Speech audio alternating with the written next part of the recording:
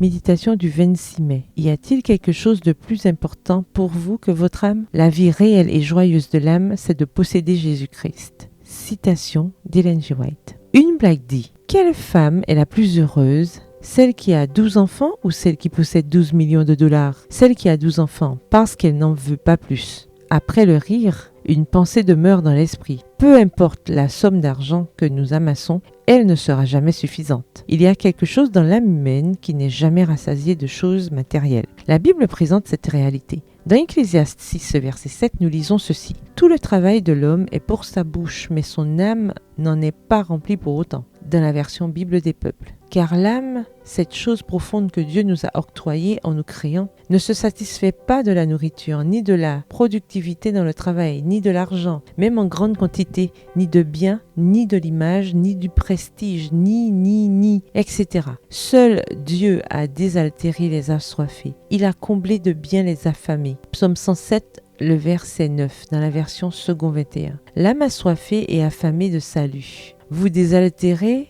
et remplir de bien votre âme, est-ce une proposition attrayante pour vous? C'est la proposition que Dieu vous fait. C'est Jésus lui-même qui nous pose à chacune les questions suivantes. Où est le bénéfice si l'on gagne le monde entier et qu'on se détruit soi-même? Avec quoi va-t-on racheter sa propre vie? Marc 8, les versets 36 à 37 dans la version Bible des peuples. Imaginez que c'est lui-même qui vous pose la question. Aujourd'hui, alors que le mot bénéfice est si parfait pour résumer ce que les êtres humains recherchent et s'efforcent d'obtenir, je vous invite à répondre à Jésus. Y a-t-il quelque chose de plus précieux pour vous que votre âme? Vos pensées peut-être? Vos objectifs? Vos sentiments, aussi bien l'amertume que vous ressentez à l'égard de quelqu'un et que vous ne parvenez pas à évacuer, que l'amour-passion que vous éprouvez peut-être en ce moment. L'éducation, la culture intellectuelle, l'exercice de la volonté, les efforts humains peuvent produire une certaine correction extérieure de la conduite, mais ils ne sauraient changer le cœur ni purifier les sources de la vie. Pour amener l'homme de l'état de péché à celui de sainteté, il faut une puissance qui agisse du dedans, une vie nouvelle qui vienne d'en haut. Cette puissance, c'est Jésus. Cette grâce seule peut vivifier les facultés inertes de l'âme humaine et les attirer vers Dieu et la sainteté. Texte tiré du livre Vers Jésus, au chapitre 2, aux pages 27 et 28, livre écrit par Ellen G. White. Si votre âme est ce que vous estimez être la chose la plus précieuse, ne la laissez pas mourir. Allez au Christ. Le verset du jour se trouve dans Marc 8, le verset 36 dans la version Bible des peuples. Où est le bénéfice si l'on gagne le monde entier et qu'on se détruit soi-même?